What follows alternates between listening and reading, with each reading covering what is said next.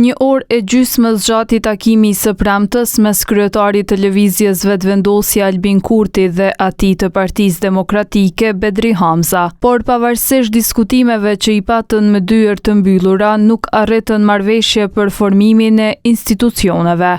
Aktualisht unë nuk mund të them që kemi ndonjë rezultat konkret, ndonjë të arritur që do të mund ta ndaja me publikun. As ky as Hamza nuk shpalosën detaje nga biseda e as nuk thanë nëse do të takohen sërish. Megjithatë, kreu i PD-k-s disi e mbylli derën e bashkëpunimit tutje. Qëndrimi i jon është që Partia Demokratike e Kosovës për këtë mandat është parti në opozit dhe ne i dëshirojmë sukses Zotit Kurti dhe gjithë atyne që takohen, bisedojnë, të japin vendit institucione, të i përfshi gjitha institucionet, se përveç Partisë Demokratike të Kosovës, Kuvendin e Republikës Kosovës janë edhe 98 deputet tjerë. Kuvendi i ka përpara 3 procese me rëndësi: konstituimin e kuvendit, votimin e qeverisë dhe të presidentit. Hamza tha se përgjegjësia kryesore për formimin e institucioneve i takon LVV-s si partia me numrin më të madh të ulëseve në kuvend. Nuk jemi na pola që neve na bëhen kërkesat, sepse përgjegjësinë për krijimin e institucioneve e ka partia me numrin më të madh të ulëseve në Kuvendin e Republikës Kosovës. Gjitha parti tjera politike nuk mundën me zgjedh presidentin pa lëvizjen vetëvendosje. Kurti e pranoi përgjegjësinë për qeverinë, por tha se të çështja e presidentit ajo është e përbashkët me subjekte tjera.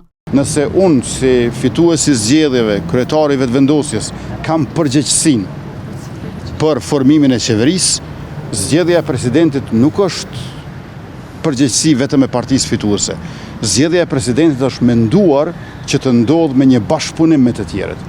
Sipas tij, presidenti i ardhshëm duhet të jetë një figurë konsensuale me vlera të dëshmuara kombëtare e profesionale. Kurti përsëriti qëndrimin e tij se zgjedhja e presidentit duhet të bazohet në një konsensus sa më të gjerë politik, duke theksuar se kandidati për këtë post duhet të ketë mbështetjen e të paktën 84 ose 85 deputetëve. Ai foli edhe për refuzimin për takim nga kryetari i Aleancës Ardian Gjini, gjë e cila sipas tij nuk duhej të ndodhte. Unë kur i mblodha numrat e deputetëve 53 plus 22 plus 18, nuk thash edhe plus 7 për shkak se kryetari i AK-s nuk e ka konsideruar të arsyeshme të nevojshme që të takohet me mua. Unë besoj që është rëndësishme që të takohet me mua.